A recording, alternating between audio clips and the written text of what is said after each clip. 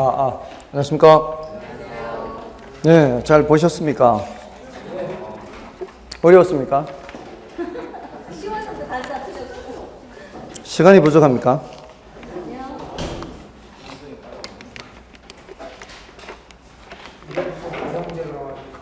계산 문제가 조금 더 많으니까 조금 더 달라 보입니까?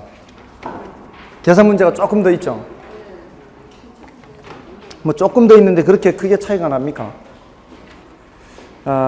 뭐 약간은 난이도가 조금 지금까지보다는 높다고 볼 수 있지만 제가 출제하는 것은 그렇게 크게 차이가 나지 않습니다. 그래봤자 한두 개예요, 한두 개. 실전도 그렇습니다. 실전도 난이도를 보면은 그 한두 개 차이가 느끼기에는 엄청나게 크게 차이가 납니다. 지금까지 가장 먼저 제가 문제지를 받는 순간 요거는 확실하게 정답이 되는 거, 아주 그냥 한눈에 보이는 그런 정답들을 체크를 하면은 아무리 안 나와도 20개는 나옵니다. 아무리 안 나와, 아무리 어렵다는 해라 할지라도 20개는 나오고요. 아무리 또 쉽다고 해도 한 23개? 24개도 잘 안 나옵니다. 그냥 한눈에 보이는 것들은.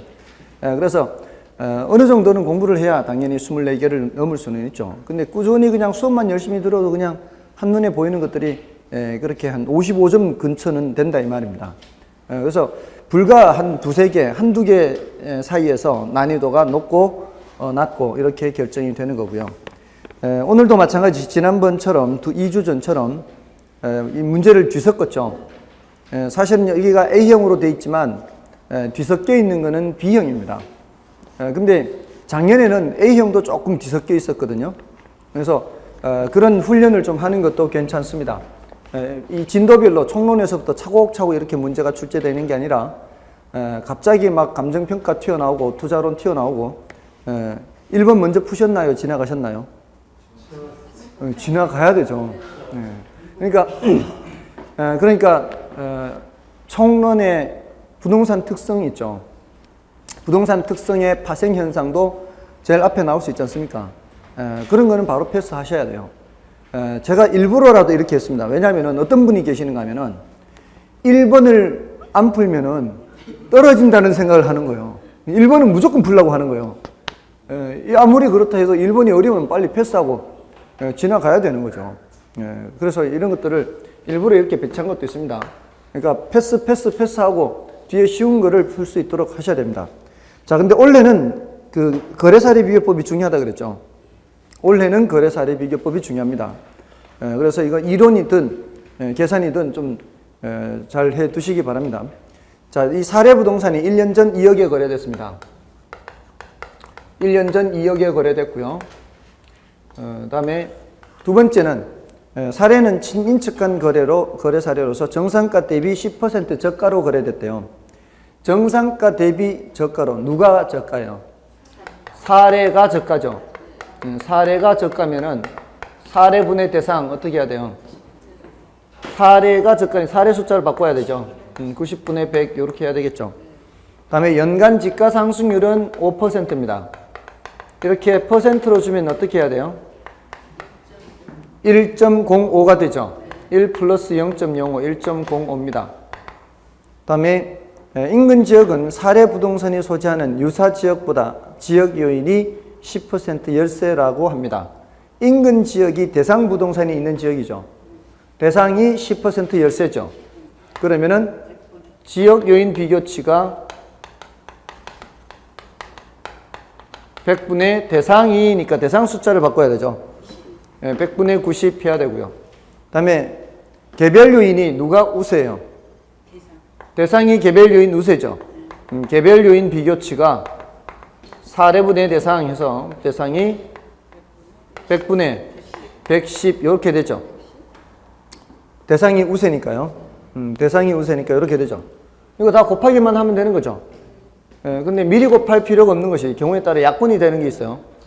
요놈 약분되죠. 90분의 100과 100분의 90은 약분돼서 없어지고요. 맞죠? 남는 거는 1.05하고 1.1만 남죠. 그래서 2억 곱하기 1.05 곱하기 1.1. 1.1을 먼저 곱하면 2억 2천이죠. 2억 2천에다가 5%죠. 2억 2천의 5%는 1,100이죠. 그러니까 2억 3,100 이렇게 되겠죠. 됐습니까? 이거 외에 다른 형태로 출제된 거는 그 평점법으로 해서 가로 조건, 접근 조건, 환경 조건, 행정 조건 이렇게 항목을 나누어서 출제된 거 있죠. 그런 식으로 출제된 거 외에 이게 어려울 수가 없습니다. 이거는. 그렇지 않나요? 혹시 이게 어렵다고 생각하십니까? 그러면 패스하십시오. 그냥 할 수 없습니다. 저한테 아무리 쉬워봐야 뭐합니까? 여러분한테 어려우면 안 되죠. 제가 봤을 때는 사례분의 대상만 찾으면 될 것 같은데 시간이 걸려서 그렇습니까? 근데 실제로는 우리 시험에서는 이렇게 여러 개를 준 적은 한 번도 없어요. 4개까지 준 적이 없어요. 한 번도. 우리 시험에서는 4개까지 준 적이 없습니다. 주어도 지금까지 제일 많이 준 게 3개. 이렇게 항목을 여러 개 해서 비교한 적은 없다 이 말씀입니다. 다음에 2번은 부동산 특성에 관한 설명으로 옳은 것은, 자, 이거는 그렇게 어려운 건 아닌데요. 1번의 개별성이 동질화하는 특징인가요? 이게 틀렸죠? 동질화가 아니고 여기 틀렸죠. 동질화. 이질화하는 거지. 이질화. 그래서 틀렸고요. 다음에 2번은 병합 분할 가능성이란 토지가 여러 용도로 이용될 수 있는 것인가요? 여러 용도로 이용될 수 있는 것이 병합 분할 가능성이요?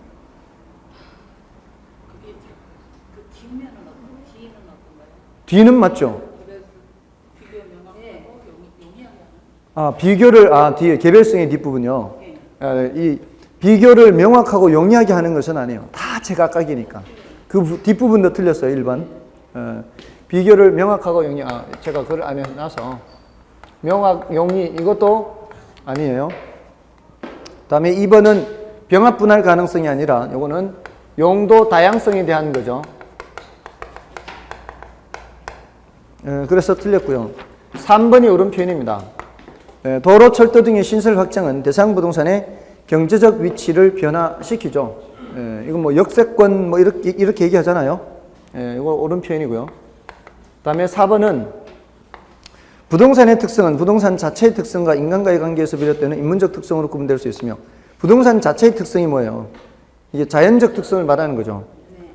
전자는 시대, 장소에 따라 가변적이라고 할 수 있다. 자연적 특성이 가변적인가요? 시대에 따라 달라지나요?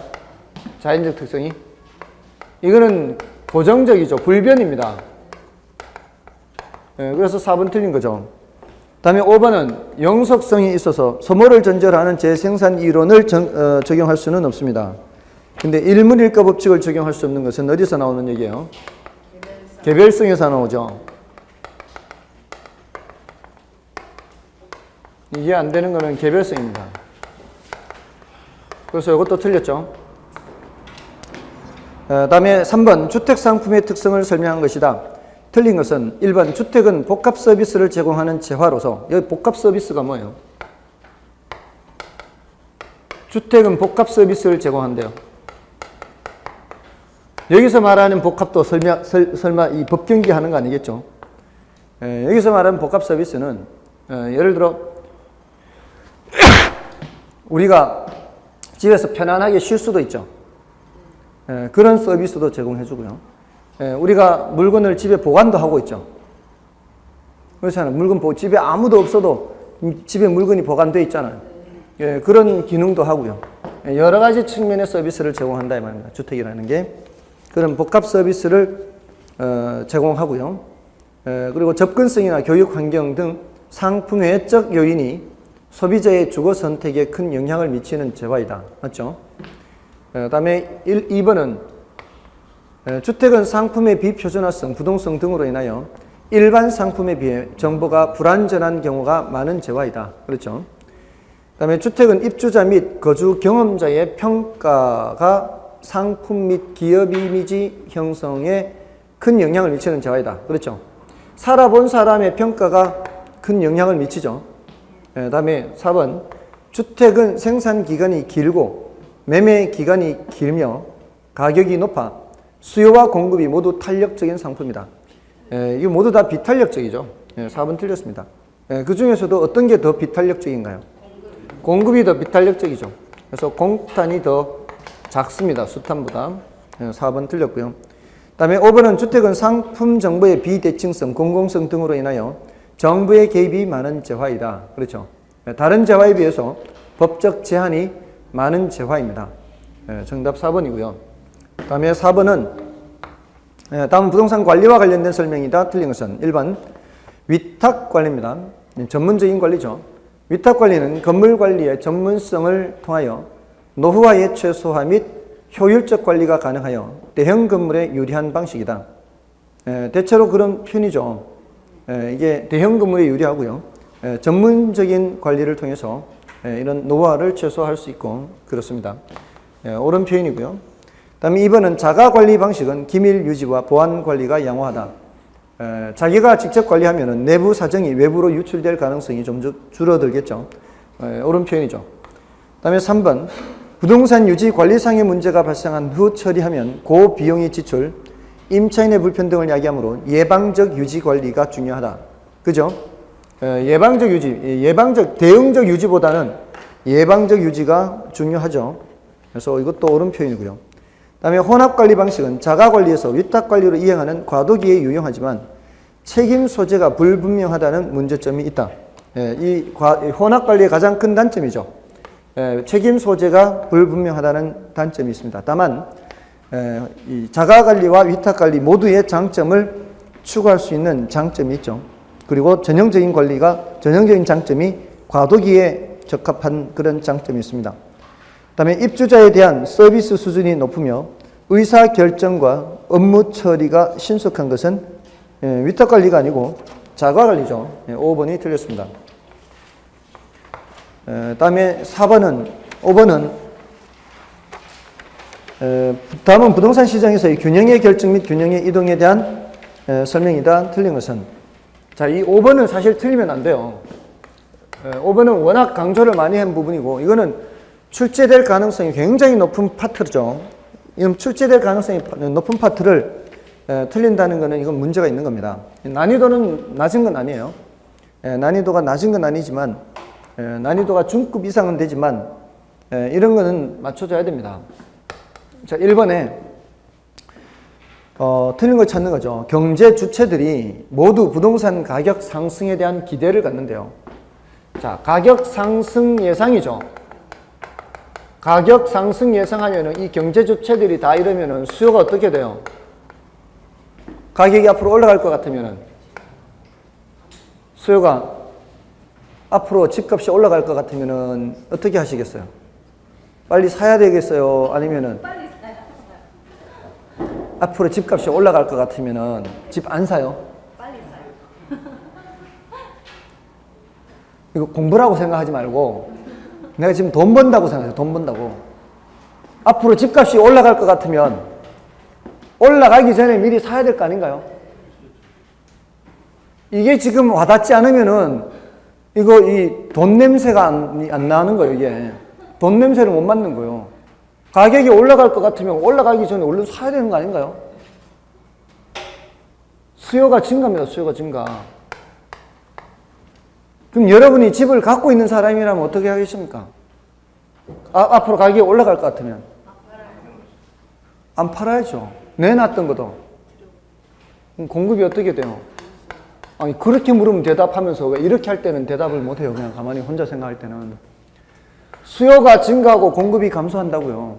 예? 자, 이 수요 증가 공급 감소 둘 모두 이동이죠. 예? 둘 모두 이동. 수요는 어떻게 이게 말로 써볼까요? 수요는 증가하면서 공급은 어떻게 해요? 감소 이렇게 된다고요. 자, 이러면은 하나는 증가고 하나는 감소이기 때문에 균형량은 어떻게 될지 알 수 없어요. 이 단어 보고 균형량 찾아가라 그랬잖아요. 맞나요? 균형 가격은 반드시 상승하게 돼 있죠. 반드시 상승해요. 이걸 이렇게 할 수도 있다 그랬어요. 이것이 우상향 이동이라 그랬어요.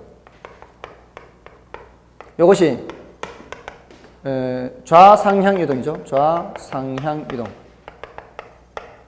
이동의 방향이 이렇습니다. 하나는 우고요. 증가니까 우죠. 감소니까 좌죠. 근데 둘 다 상이 들어가 있죠. 그럼 균형 가격은 반드시 올라가는 거죠. 예, 모양이 이렇지 않습니까? 이렇게 여기에서 수요는 이렇게 가고요. 우상향. 공급은 좌상향 왼쪽으로 이렇게 둘 다 올라가니까 균형 가격은 반드시 올라간다 이게. 근데 균형량은 이게 공급 영향이 더 크냐 수요 영향이 더 크냐에 따라서 균형량이 줄어들 수도 있고 균형량이 늘어날 수도 있고 변화가 없을 수도 있다고요. 그래서 얘는 알 수 없다. 근데 어떻게 돼 있나 지금? 균형 거래량은 증가하지만 가격은 상승할 수도 있고 하락할 수도 있다. 이렇게 돼 있잖아요. 말이 안 되는 거죠. 됐죠? 다음에 2번 지문은 뭐예요? 이 1번이 틀렸어요. 그래서 2번 지문은 다른 모든 조건이 일정할 경우 건설 노동자 임금이 상승해요. 건설 노동자 임금 상승하면은 공급이 어떻게 됩니까? 공급이 감소죠. 공급이 감소하면 가격은 상승하죠. 그래서 맞죠. 그러면서 이제 거래량이 줄고요. 다음에 3번인가요? 주택 매수자의 수, 대체재 가격, 보완재 가격, 시장 변동이나 정부 정책에 대한 기대 심리 등은 주택 수요의 결정 요인이다. 맞죠? 이런 것으로 인해서 수요가 변합니다. 다음에 4번 다른 모든 조건이 동일할 경우 금리가 하락하면 단기적으로 부동산 가격은 상승한다. 자, 요거는 난이도 높고 중요도는 낮아요. 난이도 높습니다. 이거는 4번은 금리가 어떻게 된다고요? 금리가 하락한다 그랬죠. 금리가 하락하면 수요가 어떻게 됩니까? 수요가 증가하고요. 공급도 증가죠. 자, 근데 문제는 거기에 단기적으로라고 했죠. 단기적으로. 자, 여러분 한번 보세요. 금리가 하락했을 때 돈 들고 물건 사러 오는 사람의 이 크기가 더 클까요? 금리가 하락했다고 바로 이렇게 시장에 물건을 만들어서 내놓는 사람이 많을까요?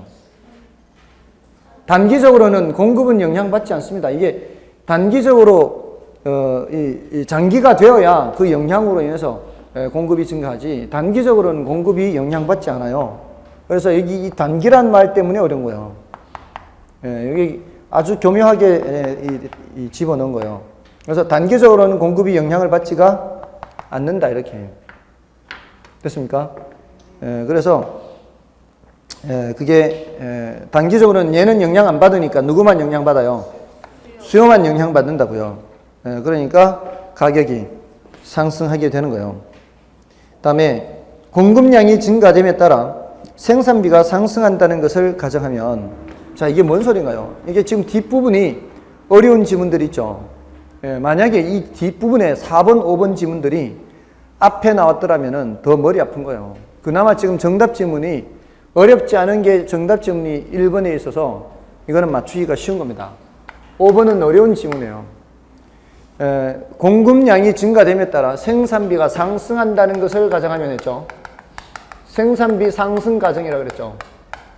이건 뭘 뜻하는가 하면은 비용 증가 산업을 뜻하는 거예요. 비용 증가 산업을 가정하면 수요가 증가하는 경우 자, 그 수요의 증가는 이 말이에요. 수요의 증가는 일단은 우선 단기적으로는 어떻게 합니까? 단기적으로 수요의 증가는 가격이 올라가죠. 그러면서 기존 공급자는 뭐를 얻게 돼요? 초과이윤을 얻게 되죠. 얼마만큼의 초과이윤이요? 기존 가격과의 차익만큼의 초과이윤을 얻겠죠. 자, 이 상태에서 공급자들이 가만히 있겠냐고요. 초과이윤을 얻으면 장기적으로 뭐를 증가시켜요? 공급을 증가시키겠죠. 공급을 증가시키는데 이 말이에요. 자, 어디까지 공급을 증가시키느냐 이 말이에요. 이 사람들이 공급을 증가시키는데 그냥 아무렇게나 만들어낼 수 있는 게 아니라 자재를 가지고 와야 돼요. 자재를 사가지고 와야 공급을 증가시킬 수 있어요. 근데 그 생산비가 상승한다 이 말이에요. 주문을 넣어야 될 거 아니에요. 자재 가게에다가 자재 좀 더 보내달라고 주문을 넣으면은 그 자재 가격이 어떻게 된다고요? 올라간다고요. 자재 가격이 올라가면은 옛날 단가에 맞출 수 있어요, 없어요? 옛날 단가에 못 맞춥니다. 그래서 물건을 더 만들어내 놓으면 제품 가격은 하락합니다. 물건을 더 만들어내 놓으면서 제품 가격은 하락하는데 그 원가는 올라가요. 이게 아래 위로 이게 초과윤이 여기서보다 이게 지금 이만큼의 초과윤인데 위로 올라가서 원가는 올라가고 이렇게 올라간다 그러면 좀 그렇나요? 원가는 올라가고 제품 가격은 떨어지고 여기에서 뭐가 사라질 수 있어요? 여기서 초과윤이 사라진다고요. 이게 바로 뭐라고요? 비용 증가 산업이 비용 증가 산업. 비용 증가 산업은 공급이 많이 증가할 수가 없어요. 여기서 멈춰버리기 때문에. 근데 비용 일정 산업은 어디까지 가는 거예요? 비용 불변 산업, 일정 산업은 옛날 생산 단가에 맞출 수 있기 때문에 여기까지 공급이 증가하는 겁니다. 그래서 이게 어려운 거예요, 이거는. 어렵다는 것은 우리 수준에서는 뭐예요? 중요도는 낮다는 얘기죠. 4번, 5번 지문은 중요도가 낮아요. 그래서 이런 게 표시가 돼 있으면 지금 여러분들 만약에요, 이 시험지가 앞으로 한 달 뒤에 여러분들 실전에 나온다면 어떻게 하시겠어요? 눈에 불을 켜고 보겠죠. 이게 시험에 그대로 나온다 눈에 불을 켜고 보겠죠. 단 똑같은 표현으로 나오는 게 아니라 표현은 달리 나올 수 있다. 이러면은 무슨 수를 써서라도 이 40개 문제 이 주제를 뭐 이론을 보든 기본서를 보든 요약집을 보든 뒤져볼 거 아니에요. 그런 식으로 지금까지 봤던 4개의 모의고사를 그렇게 보라고요. 지금까지 봤던 문제지를 그렇게 보시라고요. 그리고 지금까지 나눠드렸던 매주 나눠드렸던 문제들 있죠. 그게 160문제예요. 그것만 5, 6, 7, 8 8회에 걸쳐서 나간 5, 6, 7, 8 넉 달이죠. 8주 해서 모두 160문제 나갔습니다. 그게. 그리고 여기 지금 160문제죠. 이것만 해도 벌써 몇 문제요? 320문제죠. 거기다 모의고사 보셨잖아요. 제가 드린 모의고사가 모두 3회분이에요. 3회분. 그게 120문제예요. 그럼 몇 문제입니까? 160, 320에다가 120, 440, 11회 분량의 문제입니다. 그것만 해도요, 충분하고도 넘칩니다. 다른 거 볼 필요가 없습니다. 거기 있는 거나 알아맞혀 보세요. 거기 있는 문제 440개 중에 40개를 골라서 시험 치면 만점 받을 수 있습니까? 440개 중에서 골라서 출제를 하면은 40개를 골라서 출제하면은 만점 받을 수 있습니까? 그렇게 만점 받을 수 있을 정도로 공부해 보시라고요. 그러면은 100% 합격입니다. 100%. 여러분들이 뭔가를 더 보려고 하지 마시고요. 이미 지금까지 봤던 문제에서 틀렸던 것들을 틀리지 않도록 하시면은 그게 실력이 향상되는 겁니다. 이거는 철칙입니다. 철칙. 저도 예전에 사실 처음에는 공부를 그렇게 잘하지는 못했어요. 처음에는 어떻게 하는 줄도 몰랐고 그냥 시험 기간 되면 그때만 공부했고, 근데 고등학교 갔는데 고등학교 때 9월 달에 시험을 봤는데 1학기 때 틀렸던 걸 또 틀린 거예요. 분명히 1학기 때 언제 시험 봤던 건데 비슷한 문제인데 또 틀린 거예요. 그래서 다행히 제가 이 문제지는 버리지 않고 있었으니까 그 문제지를 봤더니만 거의 똑같은 거예요. 거의 똑같은 걸 또 틀리는 거예요. 그래서 이제 다른 과목 말고 수학 과목이에요. 수학. 그래서 그때부터는 학교에서 시험 보는 거, 이 모의고사, 전국 모의고사 뭐 이런 것들을 다 모아가지고 계속 모아놓은 거예요. 그래서 수시로 틀렸던 거 안 틀리도록 수시로 계속해서 반복해서 보는 거예요. 근데도 어려운 문제는 몇 달 지나면 또 기억 안 나요. 어려운 거는 또 기억 안 납니다. 어떻게 풀었는지. 자, 이런 식으로 근데 계속 반복했어요. 그러니까 틀렸던 문제를 또 틀리면은 처음에는 이렇게 했다가 두 번째 뭐 이렇게 했다가 세 번째는 이렇게 했다가 막 이게 많아지면 많아질수록 이거는 자꾸 틀리는 거예요. 근데 이런 게 나중에 되면은 점점 줄어드는 거죠. 그래서 사실 제가 여러분들 옛날에는 실력 정석이라는 거 있는 거 아세요? 실력 정석. 정석책 중에, 수학 정석 중에 기본 정석이 있고 실력 정석이 있고 하잖아요. 이 실력 정석 고등학교 들어가면은 대부분의 학생들이 다 사지 않나요? 기본도 사죠, 물론. 저는 이제 처음부터 실력을 샀어요. 근데 해설을 보고도 해설이 이해가 안 돼요. 집어넣어놨죠. 그 다음에 기본 산 거예요. 기본 샀는데 기본도 뭔지 잘 몰라요. 어려워요. 그래서 나는 오로지 교과서나 열심히 해야 되겠다. 그래서 교과서로 넘어왔어요, 이제. 중간중간에 본 거예요, 얘는. 주로 교과서를 보고. 고등학교 수능 시험 볼 때까지 한 번도 펴본 적이 없어요, 얘는. 그 이후로. 한 번도 펴본 거죠, 정말. 근데 그날 목요일 날인가 학력고사를 봤어요. 이제 매일같이 공부하던 학생이 학력고사를 보니까 이제 할 일이 없잖아요. 금요일, 토요일, 일요일. 너무 심심한 거예요. 이게 일요일 날 됐는데 이게 눈에 딱 띈 거예요, 제 눈에. 야, 이거 고등학교 졸업하면서 실력 증석 한 번도 못 보고 졸업하네. 그래서 이 책을 들고 일요일 날 도서관에 갔어요. 이거 한번 풀어보겠다고. 그래서 이 그 두꺼운 걸 다 풀 수는 없으니까 각 단원별로 가장 어려운 난제들 있죠, 난제들. 그 각 단원별로 가장 어려운 거를 하루 종일 풀었어요, 도서관에서. 하루 종일 풀었는데 다 풀려요. 다 풀려요.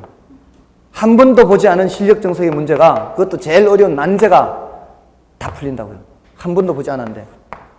그동안에 제가 했는 것은 그냥 열심히 그냥 학교 시험 열심히 보고 틀린 거 다시 반복해서 보고, 또 모의고사 틀린 거 다시 반복해서 보고, 틀리면은 다시 모아놨다가 해설, 나중에 해설 보고.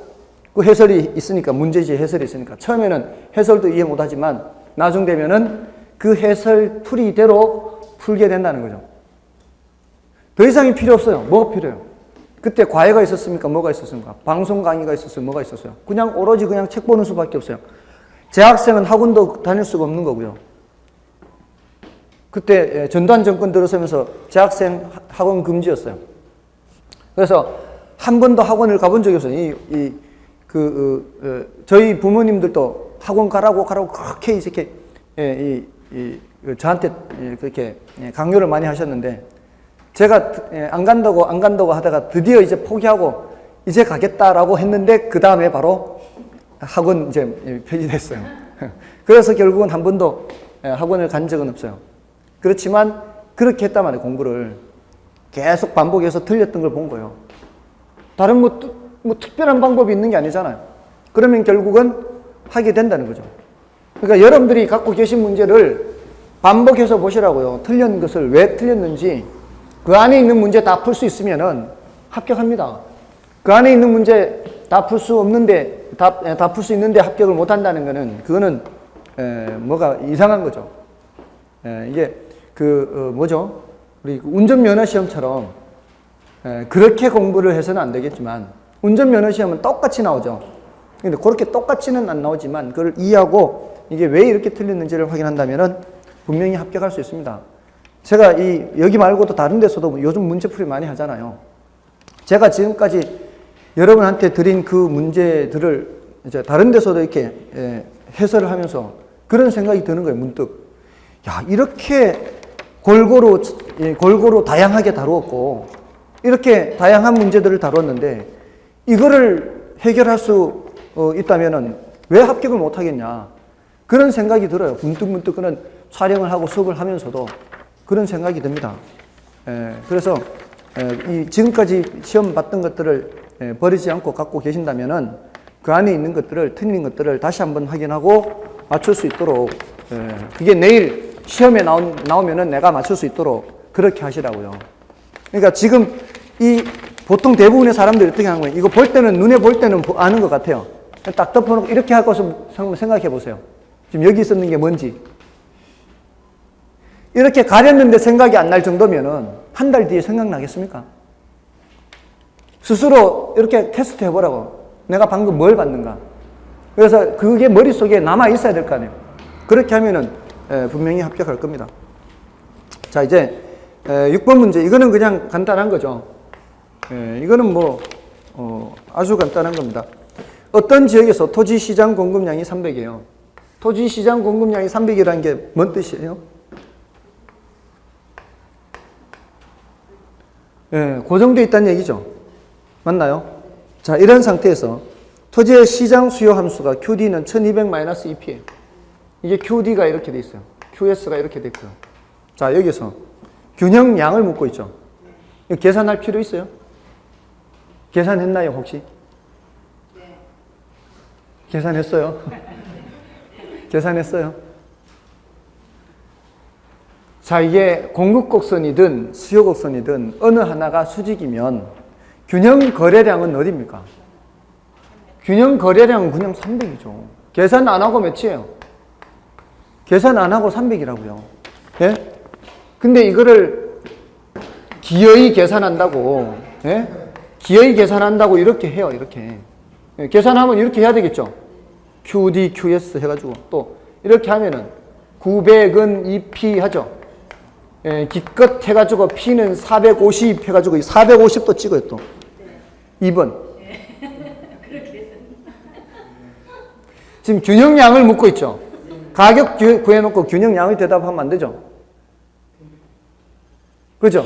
그리고 아니 이런 형태의 문제는 이 말입니다. 이런 형태의 문제는 숫자가 하나만 이렇게 나와 있잖아요. 숫자. 보통은 P 플러스 2P 이런 게 있잖아요. 근데 그런 게 없잖아요. 지금. 없으면 이게 뭐라고요? 이 그래프는 수직이라고, 수직. 수직인 상태에서는 다른 수요곡선이 아무리 어떤 형태라 해도 균형량은 300으로 고정되어 있다고요. 아시겠습니까? 여기에서 이게 QD가 이렇게 바뀌어도요. QD2, 이게 QD1이고 이게 QD2 바뀌어도 균형 거래량이 변함이 있어요, 없어요? 균형 거래량 변함이 없어요. 이럴 때는 균형 거래량은 어떻게 변하느냐 이렇게 물으면 아무 변화가 없다라고 대답하는 거예요. 근데 우리 시험에 이렇게는 출제됐어요. 여기서 균형 가격 변화는 물은 적이 있어요. 균형 가격은 변하겠죠. 균형 가격은 변합니다. 그때는 이제 이렇게 해야지. 이렇게 해가지고 P는 450에서 P는 어떻게 변한다 해야지만 균형량은 전혀 변함이 없다는 겁니다. 됐나요? 자, 다음 7번은 어떤 토지에 대한 가격이 제곱미터당 12,000원에서 15,000원으로 상승하는 경우 수요량이 100제곱미터에서 90제곱미터로 감소한다면 수요의 가격 탄력성은 단 최초 가격을 기준으로 계산한다. 12,000원에서 15,000원으로 올라가면 가격이 얼마나 변하는 거예요? 12,000원에서 15,000원 올라가면은 3,000원 올라가죠. 그 12,000원을 기준으로 3,000원이면 4분의 1이죠. 그럼 25%입니다. 그럼 가격이 100제곱미터에서 90제곱미터로 변하면은 가격은 100분의 마이너스 10이죠. 항상 마이너스를 생각하십시오. 이게 가격 탄력성에서는 결국 절대값을 씌우는 거지만 소득 탄력성이나 교차 탄력성에서는 마이너스를 그대로 가져가야 된단 말이에요. 그럼 어떻게? 0.25, 25%분의 마이너스 10%죠. 마이너스 0.1. 맞나요? 요거 계산하면 절대값 씌워서 계산하면 0.4가 나오죠. 그래서 정답은 3번이고요. 다음에 8번 이거 틀린 사람들 반성하셔야 돼요. 저당 유동화에 대한 기본 개념을 묻는 겁니다. 이건 4번이 틀렸잖아요. 저당 유동화를 왜 하죠? 저당 유동화는 돈이 부족하기 때문에 하는 거 아닌가요? 돈이 부족하면 하는 건데 지금 여기 뭐라고 되어 있나요? 4번에. 많은 재원으로 한정된 자금 수요자에게 자금을 공급하는 수단이 된다. 말이 돼요? 안 돼요? 이게. 말이 안 되는 거죠. 한정된 재원으로 많은 자금 수요자에게 자금을 공급하는 수단이 된다. 이렇게 해야 될 거 아니에요. 됐죠? 다음에 그 나머지 지문들은 별로 어렵지는 않죠. 나머지 지문 별로 어렵지 않습니다. 1번에 저당 유동화란 주택 저당 채권 또는 저당권을 증권의 형태로 자본시장에서 매각하여 자금 조달하는 것이고요. 다음에 저당 담보증권의 투자자죠. 저당 유동화만 나오면 이거 생각하는 거죠. 투자자는 여기. 투자자는 여기요. 얘네들은 1차 시장과는 직접적인 관계가 없죠. 다음에 유동화는 2차 시장에서 이루어지죠. 뭐 어렵냐고 이게. 이거 틀린 분들은 반성하셔야 되는 거고요. 다음에 아니에요. 저당 유동화는 요걸 유동화 여기서 유동화는 여기서 이루어지는 거예요. 옛날부터 이 시장은 있었습니다. 옛날부터. 다음에 9번은 부동산 경기 순환을 설명한 것 중 틀린 것은 자 여기서는 그 5번이 정답이잖아요. 보통 우리 부동산 경기하면 건축 경기를 하는 것은 맞죠. 근데 그 중에서 주거용 건축 경기를 중심으로 얘기하지 않나요? 그래서 5번이 정답이고요. 다음에 1번 지문은 일반 경기든 부동산 경기든 확장은 호황, 수축은 불황 얼마든지 표현 가능합니다.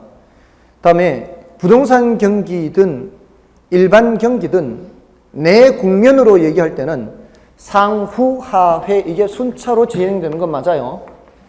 상후하회, 상향시장, 후퇴시장, 하향시장, 회복시장, 이게 순차적으로 진행된다. 이거는 요 순서대로 진행된다는 얘기입니다. 예, 그래서 맞고요. 다음에 그 3번 지문과 4번 지문은 경기 측정 지표에 대한 거죠. 예, 경기 측정 지표는 그렇게 중요도가 많이 높은 것은 아닌데, 이런 지문을 한번 보면서 요 이론 정리를 한다, 이렇게 생각하시면 돼요. 측정 지표에는 건축량이라든가 거래량, 이런 것들은 동행 지표에 해당해요. 동행 지표. 지금 현재 상태를 알려주는 지표를 동행 지표로 하죠. 이거는 건축량 또는 거래량, 이렇게. 선행 지표도 있죠. 앞으로 경기가 어떠할지를 미리 예측하게 해주는 지표예요. 여기는 건축 허가량이라든가 또 뭐가 있죠? 택지 분양 실적이 있죠. 택지를 지금 분양을 많이 받았다는 얘기는 앞으로 건축을 많이 할 거란 얘기입니다. 그 다음에 후행 지표는 지난 과거에 어떠했는지를 확인시켜 주는 겁니다. 완공량이 대표적이죠. 자, 이런 것들이 이제 경기 측정 지표고요. 그 중에서도 요 건축량 있죠. 거래량, 요 놈은 동행 지표 중에서 건축량은 공급 지표가 돼요. 요거는 수요 지표가 돼요. 그리고 가격 변동 있죠. 가격 변동. 이 가격 변동은 보조 지표라고 그래요. 보조 지표. 자, 그리고 우리가 측정을 할 때는 얘네들을 종합적으로 측정해야 돼. 종합적으로 측정한다. 어느 하나만 보면 안 되고 전부 다 종합적으로 봐야 된다. 그래서 부동산 가격이 상승하는 것을 보고, 부동산 가격이 상승하는 것만을 보고 경기가 좋다라고 하면 된다, 안 된다? 그러면 안 된다 이 말이에요. 다른 것들을 반드시 봐야 된다 이 말이에요. 자, 그게 3번, 4번 내용입니다. 5번이 틀렸고요. 다음에 10번은 좀 어렵습니다. 10번은 좀 어려운데 2번을 제가 여러 번 말씀은 드렸어요. 정부의 시장 개입 필요성과 관련해서 코즈 정리는 정부가 시장에 개입하는 방법이에요. 시장 자율 조절 기능에 의한 방법이에요. 이거는 시장 자율 조절 기능에 의한 거예요. 이거는 특히 부의 외부 효과에 대해서, 부의 외부에 대해서 재산권을 부여한다 그랬죠. 무슨 재산권이에요? 이 재산권이 오염 물질을 배출시킬 수 있는 재산권이에요. 오염 물질 배출권. 그래서 이 오염 물질 배출권이 시장에서 거래가 되도록 하는 거예요. 기억나시나요? 지금 공장이든 이웃 주민들이든 오염 물질 배출권을 준다고요. 얘한테도 주고 얘한테도 주고 다 줘요. 근데 얘네들은 생산을 해야 돼요. 제품을. 그럼 제품을 생산하는 과정에서 오염 물질을 많이 배출시켜요. 자기가 갖고 있는 권리를 다 써버리면 더 이상 생산을 못해요. 그러려면 어떻게, 생산하려면 어떻게 해야 돼요? 여기 가서 사가지고 와야 돼요.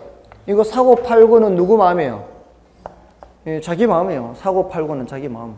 이게 정부가 개입하는 거예요, 마는 거예요? 정부가 개입하는 게 아니다 이 말이에요.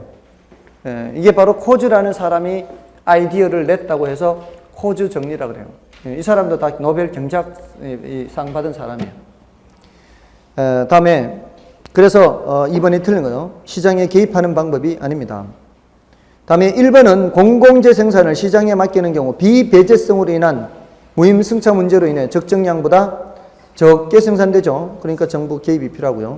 다음에 3번에 비대칭 정보, 불안전 정보, 이것도 시장 실패 원인이고요. 다음에 5번으로 가서 5번에 정부는 시장 실패를 수정하기 위해 시장에 개입하죠. 이게 이제 경제적 기능을 수행하는 거죠. 근데 4번이 어렵습니다. 불안전한 경쟁으로 인해 재화의 가격이 기회비용을 반영하지 못함으로 인해 시장 실패가 발생한다. 자, 이게 어렵습니다. 이게 사실은요, 이 자본주의 사회가 효율적이 되려면은, 이 효율성을 달성하기 위해서는 자신의 기회비용만큼의 대가를 받는 게 가장 효율적이에요. 근데 독점 시장이나 과점 시장에서는 그렇지 않습니다. 독점 시장에서는 이 자재들을 이용하잖아요. 그 자재들을 이용해서 자원이라고도 할 수 있고요. 이 자원을 이용해서 상품을 만들죠. 근데 이 자원을 사용하는 대가는 많이 줘요, 적게 줘요? 독점이나 과점은. 독점 과점에서는 자원을 사용하는 대가는 적게 주면서 이 상품 가격은 어떻게 해요?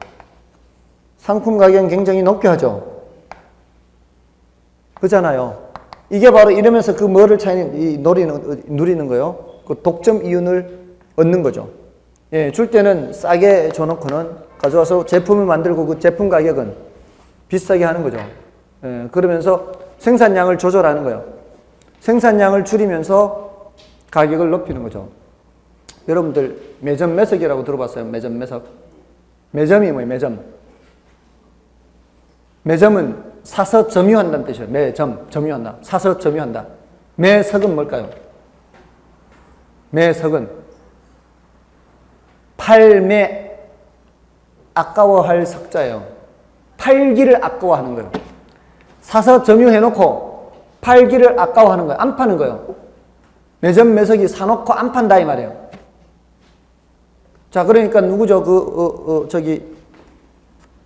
조선시대 말에 그 청나라 이 실학파 중에 박지원인가? 박지원 연암일기에 거기 허생전에 나오나요? 허생이 변부자한테 가서 돈 만냥을 빌려가지고 삼남 지방에서 올라오는 제수용품을 다 매점 매석을 하죠. 자, 이 추석 제수용품을 그 매점 매석하면 그 식품은 다 썩어 그냥 다 폐기해야 되는 그런 상황에 처할 거 아니에요. 그렇게 하는데도 눈도 끔찍 안 하죠. 허생이. 반은 썩어 없어져도요. 눈도 끔찍 안 해요. 왜 그래요? 값은 10배로 뜁니다. 10배로. 반은 버려도 값은 10배로 뛴다고요. 100번 낫지 않나요? 10,000양치 물건을 사서 5,000양치 물건은 썩어 없어져요. 근데 남은 걸 얼마 받는다고요? 50,000양 받는다고요. 남은 걸로. 됐나요? 물건 수량을 조절하면서 수량을 줄이면서 가격을 높인다고요. 그러니까 원래 그 자원의 대가만큼을 초과하는 만큼의 이윤을 얻게 되는 거예요. 이러면은 이게 비효율이라는 거예요. 자본주의 사회가 효율적이 되려면은 딱 그 대가만큼의 그 대가를 지불한 대가만큼의 정상 이윤만 얹은 채로 물건을 상품을 거래해야 그게 가장 효율적인 상태가 되는 거예요. 독점이 되면 그런 게 안 된다고요. 근데 어렵다고 이게. 경제학에서는 이게 아주 단순한 내용이 아주 간단한 내용이지만 우리 수준에서는 어렵습니다. 그러니까 이런 것들은 승부 걸지 마시라고요. 이런 것에 또 승부 건 사람이 있더라고 보니까. 뭔지 모르면 빨리 패스하고 지나가는 겁니다. 그래서 정답은 2번이고요. 다음에 11번은 외부 효과에 관한 설명 중 틀린 것은 이것은 부의 외부를 발생시키는 목재 공장에 대한 규제는 목재 공급 곡선을 하향 이동시킨다. 자, 부의 외부 효과를 발생시키는 목재 공장을 규제해요. 목재 공장 규제하면 목재 생산이 어떻게 되겠어요? 줄어들겠죠. 그러면 공급 곡선이 상향 이동하죠. 그래서 1번 바로 틀렸습니다. 혹시 이거 아직도 헷갈리는 분이 계시나요? 수요 곡선이 우측 이동은 뭐예요? 수요 곡선이 우측 이동은 수요 증가죠. 수요 증가. 다음에 이거는 상향 이동하고 같은가요? 우상향 이동하고 같은가요? 다 같은 말이죠, 이게. 이게 모두 다 뭐예요? 모두 다 수요 증가입니다. 공급 곡선은 우측 이동이면 하향 이동인가요? 맞습니까? 우하향 이동하고 같은가요? 전부 다 뭐예요? 다 같은 말이죠, 이게. 그러면서 얘는 공급이 증가죠. 자, 됐고요. 다음에 2번에 11번, 2번. 외부 효과는 생산 과정에서 발생하는 경우도 있고 소비 과정에서 발생하는 경우도 있죠. 그리고 지역 지구제는 부의 외부 효과를 제거하는 기법의 하나로 사용되고요. 이거 아주 자주 나오는 표현입니다. 그다음에 외부 효과는 어떤 경제 주체의 경제 활동에 의도하지 않는 결과가 시장을 통하지 않고죠. 의도하지 않은 결과, 통하지 않고, 키워드 맞습니다. 그다음에 외부 효과는 외부 경제, 외부 불경제 맞고요. 그다음에 12번은 이거는 틀려도 할 수 없습니다. 이런 거는 뭐 이런 것까지 우리가 알 수 없습니다. 다만 이제 토지 공개념 개념은 좀 알아두시고요. 토지 공개념이란 공익과 사익의 조화를 도모하며 공공복리를 우선시킴으로써 유한한 국토 자원의 효율적 이용을 추구하고자 하는 데 의의를 두는 토지 정책적 개념이고요. 그다음에 개발이익 환수 제도는 토지 공개념을 실현하고자 하는 정책의 하나죠. 개발이익이라고 하는 것은 토지 소유자 자신의 노력과 관계없이 발생했을 때 그때는 결국 사유를 환수해야 되잖아요. 그다음에 3번이 그 얘기네요. 3번이 개발이익 환수하는 거. 그다음에 4번이 틀렸는데요. 토지 초과 이득세법이나 택지 소유 상한에 관한 법률은 모두 토지 공개념을 실현하기 위하여 시행되고 있는 법률이다. 시행되고 있지 않습니다. 이런 것들은 다 없어진 것들이요. 근데 알 바 아니잖아요, 이런 게. 그러니까 이런 문제도 출제되기도 해요. 이런 문제 출제되는 이런 거는 패스해야 되죠. 어떻게 해요? 넘어가시고요. 다음에 5번의 개발이익 환수 방법 중 개발 부담금의 부과는 직접 부과법 중 비과세적 방법의 하나이다. 자, 이거는 오해하면 안 돼요. 이거 개발이익 환수 방법에 직접 부과하고요. 시장에 정부가 개입하는 방법에 직접 개입, 간접 개입하는 거 있죠. 이거하고는 전혀 다른 겁니다. 지금 여기 직접 부과, 직접이라는 단어가 그렇게 쓰이는 게 아니에요. 이거는 시장에 개입하는 것이고요. 직접 개입.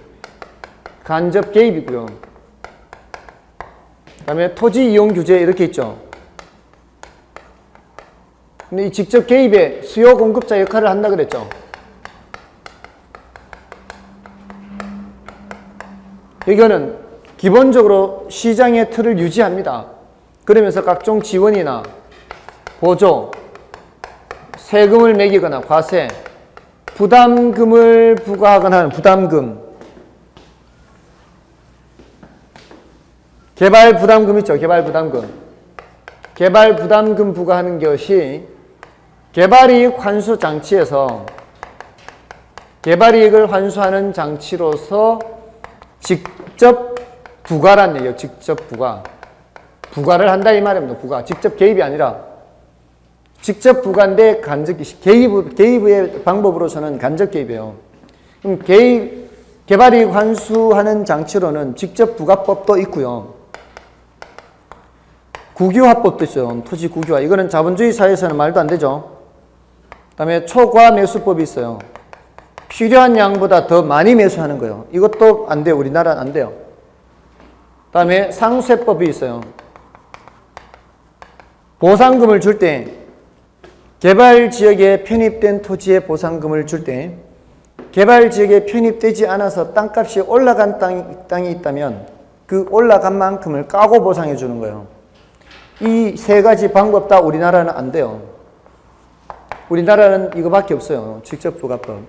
이 직접 부과법에 과세적 방법이 있고 비과세적 방법이 있어요. 과세적 방법의 대표적인 게 양도소득세예요.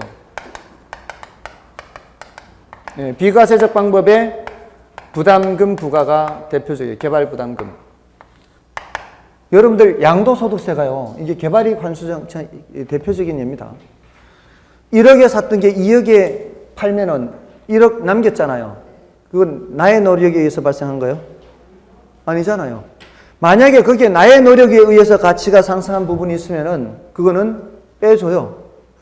예를 들어서 내가 집을 사가지고 거기 뭐 이것저것 막 수리도 하고 이렇게 모양도 이쁘게 가꾸고 이렇게 해서 대수선을 했어요. 그래서 가격이 2억으로 올라간 거예요.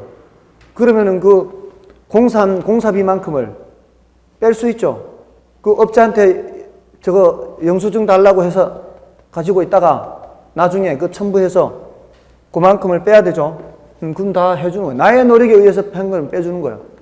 근데 나의 노력과 관계없이 발생한 이득에 대해서는 그 양도소득에 대해서 세금을 일부 매기잖아요. 이렇게 요때 나오는 얘기예요. 직접 개입하고 헷갈리지 마시라고요. 다음에 13번은 정부가 아파트 분양가를 규제하는 경우에 대한 설명이 옳지 않은 것은, 자, 이거는 3번이 틀렸죠. 이거 말이 안 되는 거죠. 부동산 경기가 침체된 경우에는 최고 가격이 시행하면 말이 안 되죠. 이거 틀렸고요. 그 다음에 그 1번에 실수요자 중심의 시장보다 가수요자 중심의 시장이 형성되죠. 투기 수요들이 늘어난다 이 말입니다. 그 다음에 채권 입찰제를 병행하면 규제 가격과 시장 가격의 차액 모두 실수요자 몫이 되는 것은 아니다. 이 채권 입찰제가 뭔가요?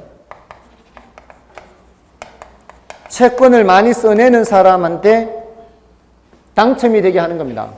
근데 채권을 많이 써낸다는 것이 뜻이 뭘까요? 똑같은 순위자가 있어요. 1순위가 10명 있어요. 1순위 10명.